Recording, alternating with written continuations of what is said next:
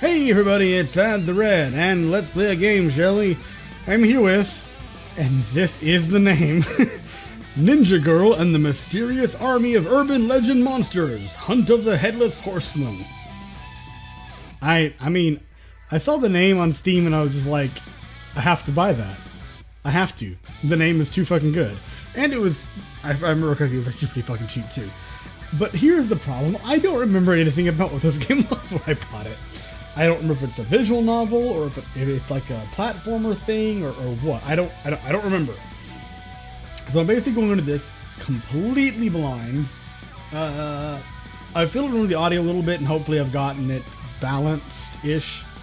You know, no matter how much testing I do, something always seems to go wrong, but we're just going to jump into this and hope for the best, shall we? I am recording, am I? Yes. Okay, what is this? The immediate cause, however, of the prevalence of supernatural stories in these parts was doubtless owing to the vicinity of Sleepy Hollow. There was a contagion that okay, it was just the beginning of the actual Headless Horseman. Right. But thanks for not, leaving it on screen a little bit longer for me to read. That's just fine. Yank my cockwire at it. I clicked by accident. No! I clicked by accident. Midnight.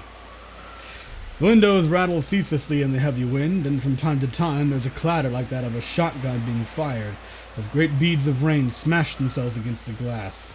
It's a wonderful sound though, isn't it? Ooh, now we're inside. It's a bit too blue. I mean, it's really blue. That's a bright, gaudy blue. I don't like that. It's just too blue. A sudden flash of lightning illuminates the dark room. In that instant, brilliant shades of purple and violet dance across the soft cheeks of a sleeping girl. Sleeping.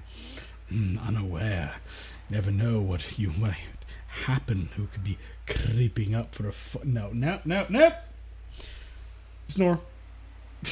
Her light breathing, you mean her sawing of logs, is slow and calm, as though she could not care less what terrible storm rages outside. She sleeps not in a bed, but rather a mattress spread directly on the floor. It's a type of Japanese bedding, because of course it is. The room itself is plain, yes, but with overbearingly blue walls. One mattress, one small dresser, one small bookshelf, one small desk, one little cushion seat, one small bowl, one small pad for the bowl. The desk, with its short legs, is clearly intended to be used while sitting on the ground. Nah, I just thought that she tossed under her pillows over here because it got a bit hot. There is, however, just one thing that feels out of place, a dissonance in the surrounding harmony, as it asserts its conspicuous presence in the room. Just pan over quick! Fitted into the wall is a gigantic mirror that looks like that it alone is holding up the ceiling. The mirror is not only big, it's gaudy as well. It is also enveloped by an elaborate Gothic ornamental frame. Vine-shaped engravings are carved into the bronze metal. It was probably made long ago in Europe. If this were an antique parlor in upstate New York, it would doubtless fit right into its surroundings. However, in the tight quarters of a Japanese room with its compact furniture, the mirror sticks out like a sore thumb. Well, it's not alone in that regard, then. Another bolt of lightning arcs across the sky, painting the girl's, Kiri Hattori's, cheeks a violet hue. Okay, it's not actually any voice. I was tripping. A few moments later, a peal of thunder is heard amidst the rhythmic striking of raindrops. The sleeping girl, still appearing to pay the storm no mind, budges ever so slightly. Oh, suddenly get soon. Her ebony hair appears to melt into the very night. That hair, as though possessing a will of its own, slowly swells upwards. The swelling produces two lumps on the top of her head, one to the left and one to the right. Did the code not understand what was supposed to be here, or is this a typo? I'm sorry, what was that?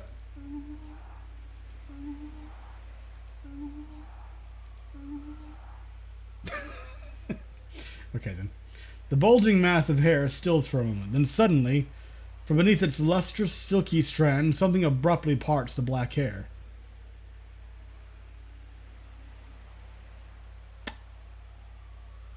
Ears. Oh. Okay. Revealing itself to be a pair of large ears, brown and beast-like. Just as a dog would survey its surroundings, the ears turn left and right in little half circles. I'm sorry, what was that? Okay, I'm going to stop that now. The girl's, Kiri Hattori's large acorn-shaped eyes snap open. You got a voice line for that? Alright. Kiri lets out a sharp breath in the corner of her mouth. With the unnatural motion of a puppet on a string, she throws aside the mattress and stands up. Silence ensues. The only motion in the room is that of her animal-like ears, still turning this way and that. Oh, she's leaning to try to get a better. Try to get a better bead and whatever it is she's listening to. Kiri turns toward the gigantic mirror while stretching out her slender arms and legs in one quick motion.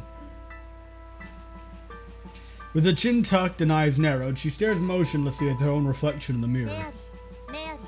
Mary. Quite contrary? For some reason or other, she calls someone's name 3 times. Huh? Still staring at herself in the mirror, Kiri tilts her head a little to the side. She speaks as if there is someone on the other side of the mirror. Oh, fuck you. I mean, what could one more try hurt, right? Mary. And louder this time, too. There you go. Thrice she calls the name, this time accentuating every syllable. Kiri's shoulders rise as she continues staring at the mirror. Getting a bit annoyed, are we? With an even louder voice than before. Mary! She swings her right hand toward the mirror as if she wants to punch something behind it. In the instant her fingers touch the mirror, the sound of shattering glass does not come. Instead, there's a splash, like a pebble being thrown to a pond. You rippled the fucking frame too, by the way. The mirror seems to have turned into a liquid, and waves erupt, spreading outward from the spot where it was touched. We got a voice cue for ellipses. Kiri's arm slowly sinks into the mirror. Her extended arm latches onto something inside the mirror. Twisting her from her waist, Kiri forcefully pulls her arm back, her hand coming out of the mirror gripping white cloth. Get out here, you bitch! Don't you just hate it when your friend reaches through your mirror and pulls you into their room? A rush of waves appear on the surface of the mirror. The pain is what makes her want to pull harder, though. From within the mirror, a blonde girl who has a few inches on Kiri appears. You're translucent, though, so is this really you, or is it a projection of you, or are you a ghost? She's wearing a thin white negligee. Okay.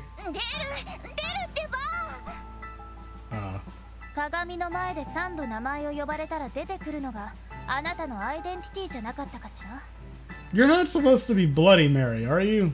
だからって気軽に呼び出されても困るってば Because you're missing quite a lot of everything about what makes the Bloody Mary myth. 気軽になんか呼び出していないわちゃんとした理由があるわ Yes, I require a soda from the kitchen. Go fetch for me, please. 痛い引っ張らないでってば出るからすぐに出るから Don't drift towards the screen like that, please. That's creepy. Okay, you are here. Why do you look like... I don't know if you're still like tired or like half dead, but there's... Only after pulling the girl named Mary completely out of the mirror does Kiri let go of her. こうやって引っ張り出さないとあなたはいつまでも出てこないじゃない You know, the little light, the blue is a bit more faded and more bearable now. Would you have shown if I didn't pull you out like that? I think not. 人間の分際でこっちの世界に文字通り手を突っ込んで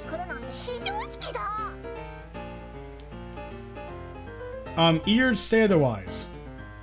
Ears would say otherwise. 私は人間も人外も差別しない主義よ。だから巨乳を持つ者は人間も人外も差別的に扱うわ。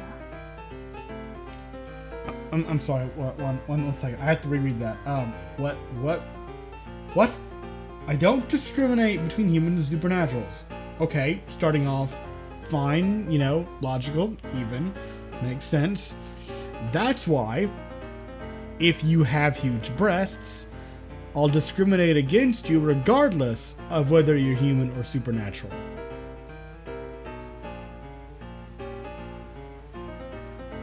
But where does this? Is that supposed to be like if I was like this is just this just furthers that I'm not discriminatory because I'll discriminate against your chest size regardless of your species. I'm sorry. What? Breasts, right? Whatever. Fine. Mary quickly covers her breasts. Okay then, this has gone in a very different direction than I was expecting it to. I didn't know it was going to happen to begin with, but I mean, yeah, here we go.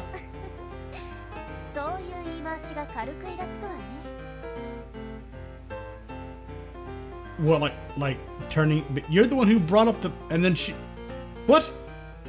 What is happening?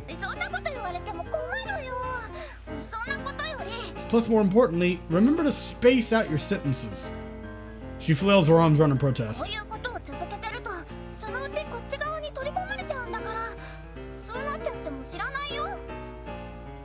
Can we get to the point of what's going on? I'm still confused here. I'm at a loss.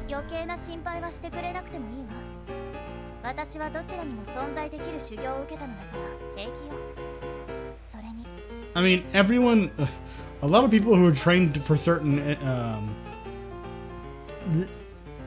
lot of people who are trained for certain things, you know, training does not quite equate to actually being in the situation, you know. Training just kind of prepares you. But you're gonna have to rely on more than just that. Kiri chuckles.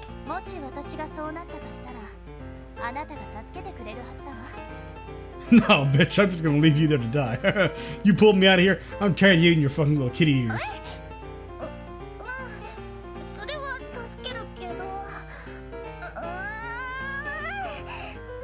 Don't ever again.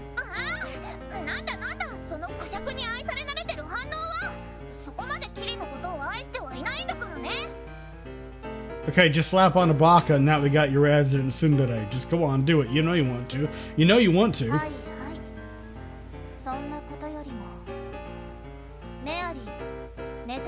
They changed the middle of the thing. Okay. I'm guessing this is a you weren't paying attention or alert or something. Mary shakes her head, then looks off to the side in incriminating fashion.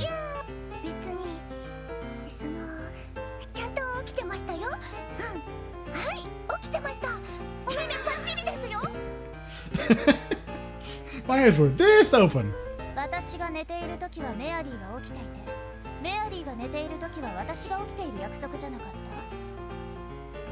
Okay.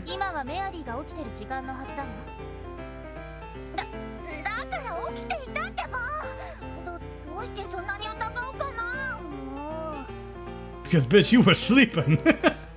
You were out cold.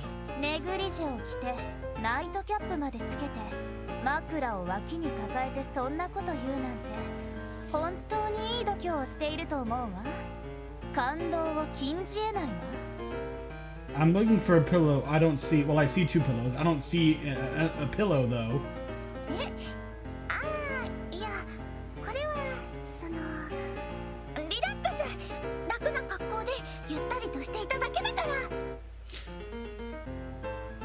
I mean, okay, I can understand the sentiment of, you know, pajamas, but putting in pajamas in the day is very, very relaxing, you know? It's like, the day's over. I can now sit back and become a potato again. Well, I'm always a potato, so I guess just kind of a blob potato. But you're still speaking bullshit.